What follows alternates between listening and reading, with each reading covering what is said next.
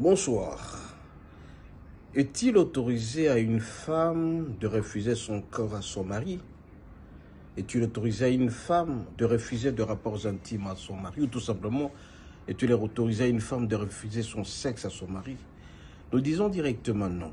Eh bien pourquoi? Parce que la Bible déclare que le corps de la femme, c'est pour l'homme. Et le corps de l'homme, c'est pour la femme. Alors on se pose la question très souvent, pourquoi les femmes montent les enchères, refusant de donner leur corps à leur mari alors qu'ils sont légalement mariés.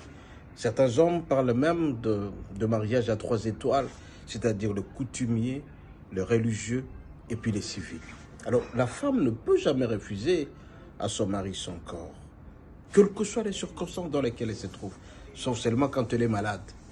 Les fatigues ne justifient pas le refus. Très occupé ne justifie pas le refus.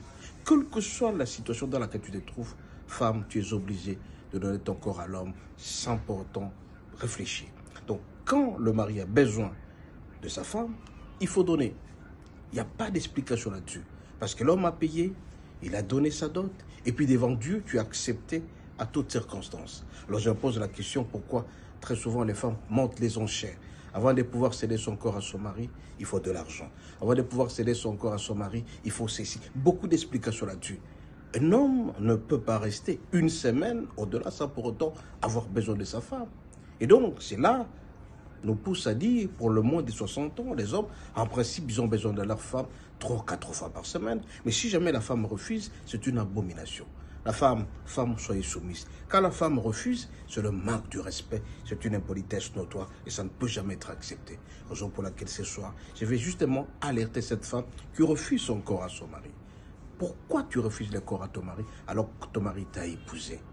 Il ne faut jamais demander à ce que l'homme puisse aller de les côtés, quelles que soient les circonstances. Je vois certaines femmes qui se fient à la prière, le jeûne pendant 40 jours, retraite par 40 jours, ce n'est pas tolérable ça. On ne peut jamais accepter des choses comme ça. Il ne faut pas pousser ton mari à aller dehors, parce que si jamais l'homme va dehors, ça s'appelle infidélité, ça s'appelle adultère. Alors jeune femme, si tu acceptes d'être mariée, accepte toutes les conditions. Si jamais le mari a besoin de toi, pendant une semaine d'affilée, tu es obligé de pouvoir donner, sans pour autant fournir des explications. Et ça, c'est pour une femme qui est convertie. Il y a beaucoup de femmes qui commencent à poser des conditions. Si tu ne fais pas ça, je ne ferai pas ça. Si tu ne donnes pas de l'argent... Mais écoutez, il faut accepter tout ce que l'homme dit. Tu dois accepter. Mais alors là, j'alerte le mari. Alors, pour mettre à l'aise votre épouse, faites tout ce qu'il va vous demander. De l'argent, un peu des sorties, et tout ce qu'elle veut, à manger, l'habillement. À ce moment-là, la femme sera très disposée.